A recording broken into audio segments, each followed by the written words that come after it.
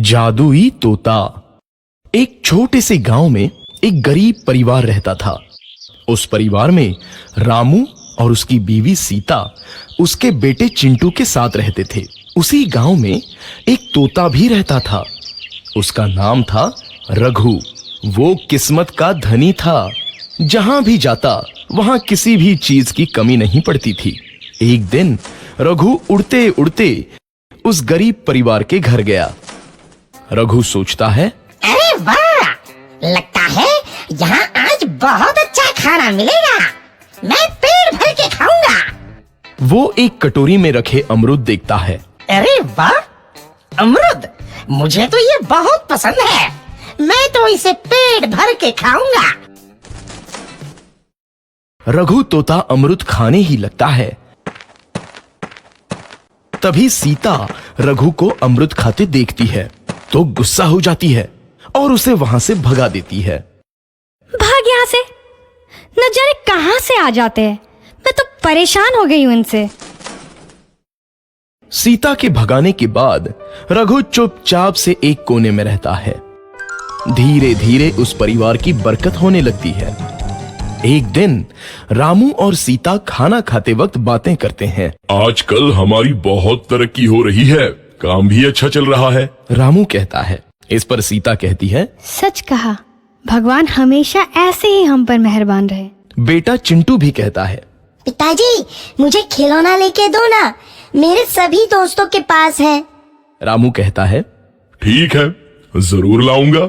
सीता कहती है, कितने खुश है सब, मेरे परिवार को किसी की नजर ना लगे। एक तरफ ऐसी बातें होती हैं तो दूसरी तरफ रसोई में रघु तोता भी अमरूद खाते रहता है। मजा आया, अमरूद खाया, मजा आया, अमरूद खाया, मजा आया। तभी सीता रसोई में आती है और रघु तोते को अमरूद खाते देख बहुत गुस्सा होती है। सीता रघु को बाहर निकालने के लिए पिंजरे में अमरूद रखती है।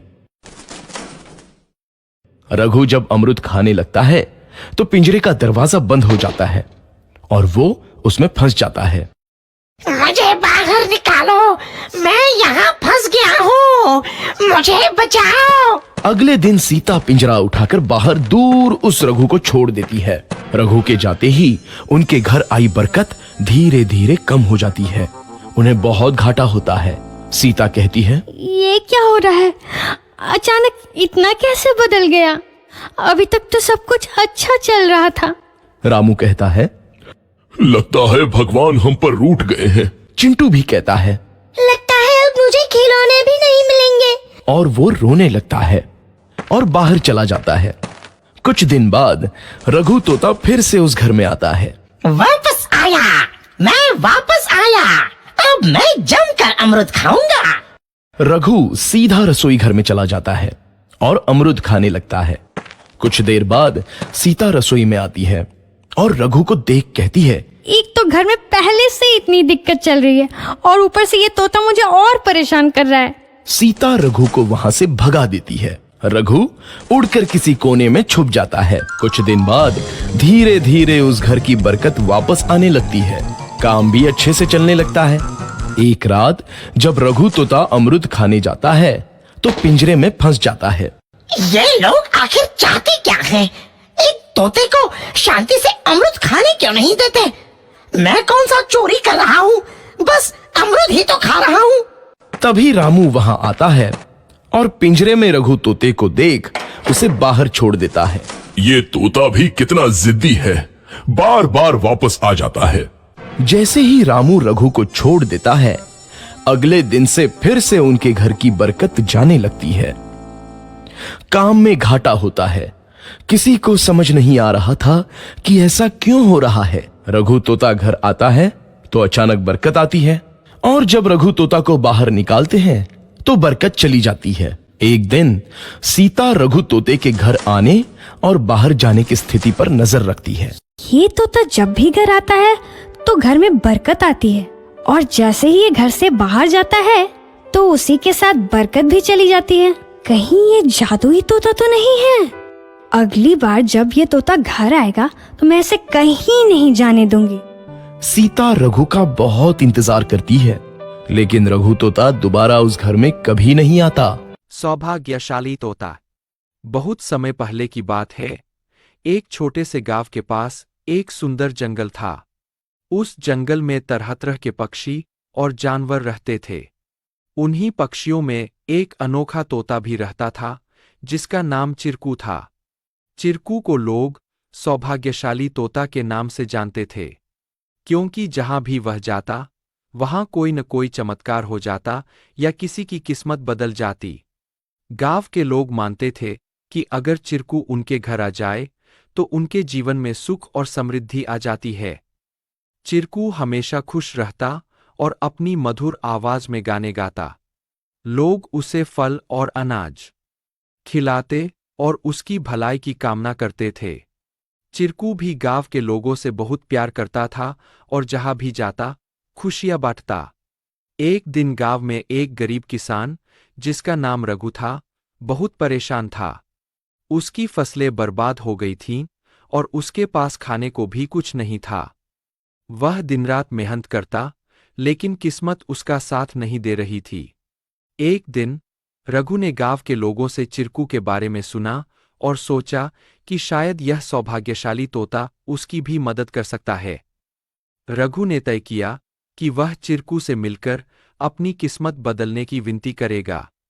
अगले दिन वह जंगल की ओर चल पड़ा और चिरकू को खोजने लगा। बहुत ढूंढने के बाद उसे चिरकू एक पेड़ की डाल पर बैठे हुए मिला। रघु ने बड़े ही आदर के साथ कहा। चिरकू ने रघु की बातें ध्यान से सुनी और उसकी आंखों में दया उमड़ आई।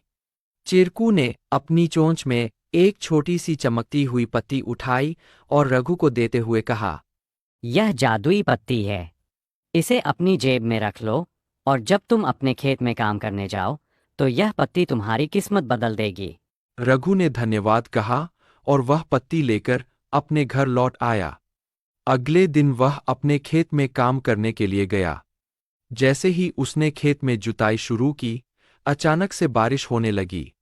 उसकी सूखी जमीन हरी भरी हो गई और थोड़े ही समय में उसकी फसलें लहलहा उठीं। रघु की मेहनत सफल हुई और उसकी किस्मत सच में बदल गई। अब रघु के पास भरपूर अनाज था और वह फिर से खुशहाल जीवन जीने लगा। उसने गांव के लोगों को चिरकू की बुद्धिमानी और उसके द्वारा दी गई जादुई पत्ती के बारे में बताया। सभी लोग चिरकू की प्रशंसा करने लगे और उसे और भी अधिक प्यार देने लगे। लेकिन चिरकू ने रघु को एक बात कही थी। याद रखना, यह पत्ती सिर्फ तुम्हारी मेहनत का साथ देगी। अगर तुम मेहनत करना छोड़ दोगे तो यह भी अपना जादू खो देगी। रघु ने चिरकू की बात समझ ली और कड़ी मेहनत जारी रखी। धीरे धीरे उसकी स्थिति पहले से बहुत बेहतर हो गई। वह गांव के सबसे सफल किसानों में से एक बन गया, लेकिन उसने कभी यह नहीं भूला कि उसकी सफलता में चिरकू और उसकी मेहनत का कितना बड़ा हाथ था। कहानी से सीख। इस कहानी से हमें यह सीख मिलती है कि किस्मत भी उन्हीं का साथ देती है जो खुद मेहनत करते हैं। सौभाग्य और अवसर तभी काम आते हैं जब हम अपने प्रयासों से उन्हें सही दिशा देते हैं। Please like, share and subscribe our channel to learn more.